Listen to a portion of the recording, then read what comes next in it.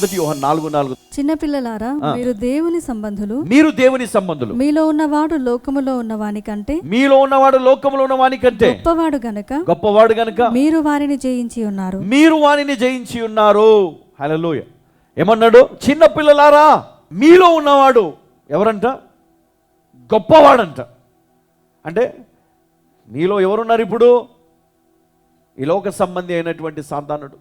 కానీ దేవుడు మీలో ఉంటే మీరు లోకాన్ని జయిస్తారు, సాతాన్ని జయిస్తారు. ఎందుకంటే ఆయన ఆల్రెడీ జయించాడు.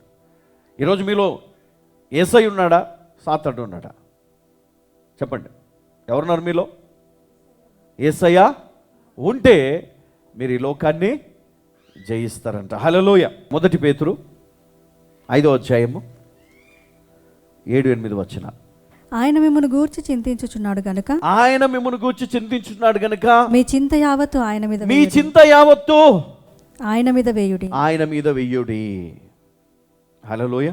నిబ్బరమైన బుద్ధి గలవారై, ఏమన్నాడు?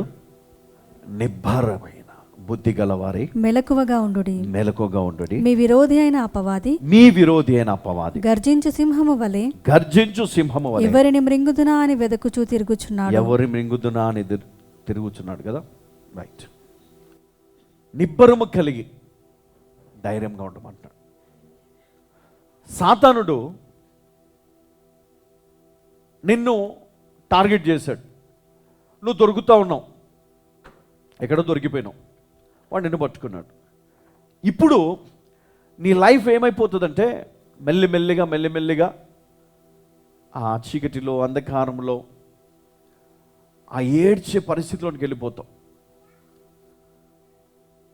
ఇప్పుడు నువ్వు ఏం చేయాలి అంటే ఒకటే ఒక మార్గం ఉంది. యేసయ్య తండ్రి అయిన దేవుడు పెట్టాడు యేసయ్యను. ఎందుకు అంటే నీకు ఆయన తోడు అన్నాడు. దేవుడు, తండ్రి అయిన దేవుడు యేసయ్యకు తోడుగా ఉన్నాడు. మరి ఇప్పుడు మనకు తోడెవరు? యేసయ్య. మరి యేసయ్య నీకు తోడుగా ఉంటే ఈ సాతానుడు ఎక్కడ ఉండాలి? నీ పాదముల కింద ఉన్నాడు. ఇప్పుడు ఎక్కడున్నాడు? నీ లోపట ఉన్నాడు. ఇప్పుడు ఎక్కడున్నాడు? నీతో నడుస్తున్నాడు. ఇప్పుడు ఎక్కడున్నాడు? నీ తలపైన కూర్చున్నాడు. నువ్వేం చేయాలి? ఈ తల మీద నుంచి వాడిని దించాలి, నీ హృదయం నుంచి వాడిని తీసేయాలి, నీ పక్క నుంచి వాడిని కింద పడేయాల, వాడిని నీ కాళ్ళతో తొక్కాల. నువ్వు ఇది చెయ్యాలి అంటే నువ్వు దేవుని సంబంధిగా మారాలా. అయ్యా నేను దేవుని సంబంధినే, నేను బాప్తిజం తీసుకున్నాను, నేను చర్చికి వెళ్తున్నాను, నేను ఇది అని నువ్వు చెప్పొచ్చు. కానీ నీలో ఆత్మ లేదు. ఏం లేదు? స్పిరిట్ లేదు. యేసయ్యను ఆత్మతో, శక్తితో దేవుడు అభిషేకించాడు. మరి నీవు యేసయ్యను కలిగి ఉంటే ఆ ఆత్మ శక్తిను కలిగి ఉంటావు. సాతానుడి పాదాల కింద ఉంటాడు. కానీ ఇప్పుడు నువ్వు వచ్చి ఏం చెప్తావు? వాడు నన్ను నాశనం చేస్తా ఉన్నాడు, నా పరిస్థితి చీకటి, నెమ్మది లేదు, సంతోషం లేదు, సమాధానం లేదు. కానీ దేవుడు అంటున్నాడు, ఇదిగో నేను నీకు తోడుగా ఉండబోతున్నాను. నేను నీకు తోడై ఉంటే సాతానుడి పాదాల కింద ఉంటాడు. హల్లెలూయా. ఎందుకంటే యేసయ్య జయించాడు కాబట్టి నీవు ఈరోజు ఎవరు? నువ్వు యేసయ్య కుమారుడవు, యేసయ్య కుమార్తెవు. కాబట్టి నీ శత్రువు నీ పాదాల కింద ఉండాలి. అంతేగాని నీ శత్రువు అంటే నీ పక్కన వాళ్ళు, లేకపోతే సంఘంలో పక్కన ఫ్రెండ్స్, వాళ్ళు వీళ్ళు కాదు కదా. మనం అదే కోరుకుంటాము, వాడు నాశనం అయిపోను. ఈ మాటలు మనలో ఉంటే, మనలో ఉన్నటువంటి ఆ మనస్సు, సాతాను మనస్సు ఆ విధంగా ప్రేరేపిస్తూ ఉంటే నువ్వు కూడా అట్లనే ఉంటావు, అట్లనే వెళ్ళిపోతావు. వాళ్ళకి ఇట్లా కావాలి, అట్లా కావాలి, మంచిగా అయిందంటాం మనం. కానీ దేవుని మనసు ఎట్లుంటుందంట? అందరినీ ప్రేమించమాట, అందరినీ క్షమించమాట. అందరూ మనమే ఒకటే. అద్దంలో చూసి నీకు ఆహా సూపర్ ఉన్నావు, ఎంత స్మార్ట్గా ఉన్నావో కదా. లిప్స్టిక్ ఇవన్నీ టెంపరవరీ కదా. దేవుడు నీకు ఒక అందాన్ని ఇచ్చాడంట. అందుకే దేవుడు పైవేషాన్ని లక్ష్య పెట్టాడు. దేవుని హృదయాన్ని చూస్తాడు. అందమైన నీ రూపము నీ హృదయంలో దాగి ఉందంట.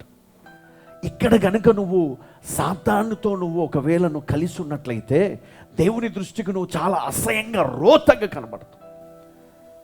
ఈరోజు నేను చెప్తున్నాను మీకు, దాన్ని నువ్వు మార్చుకో. ఈరోజు కన్నీళ్లు విడుస్తూ దేవుని సన్నిధిలో మొరబెట్టు, అయ్యా నాలో ఉన్న కుళ్ళు, నాలో ఉన్న ద్వేషం పోవాలా, నన్ను పవిత్రపరచు, నీ ఆత్మతో నన్ను నింపు. సాతాను నా కాళ్ళ కింద ఉండాలా. నాలో ద్వేషము, అసూయ, ఇవి రెండు.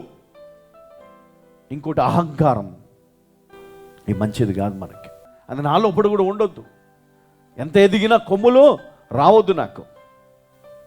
ఎంత ఎదిగినా మనం ఎప్పుడు కూడా తగ్గించుకొని ఉంటేనే దేవుడు మనల్ని బ్లెస్ చేయడం మొదలు పెడతాం.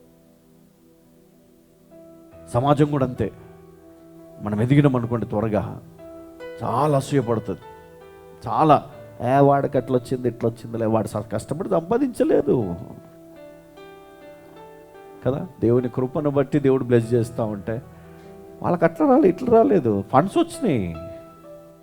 ఎట్లా వస్తుంది? నీకు రాలే కదా, దేవుడు నీకు ఇయ్యలే కదా, నిన్ను బ్లెస్ చేయలే కదా. ఎందుకు చేయలేదు? నీలో ఉన్న కుళ్ళు. అంతేనా అమ్మా? ఈరోజు దేవుని ఆత్మ మన లోపలికి రావాలంటే ఇవన్నీ అడ్డుగా ఉన్నాయంట. పరిశుద్ధాత్మ దేవుడు నిలయముగా ఉండాల్సినటువంటి నీ శరీరము ఎట్లా ఉండాలా? ఎట్లా ఉండాలా? పవిత్రంగా ఉండాలంట. అప్పుడు ఆయన వచ్చి నిన్ను ధరించుకుంటాడంట. హల్లెలూయా కదా. నిన్ను ధరించుకోవాలా ఆయన.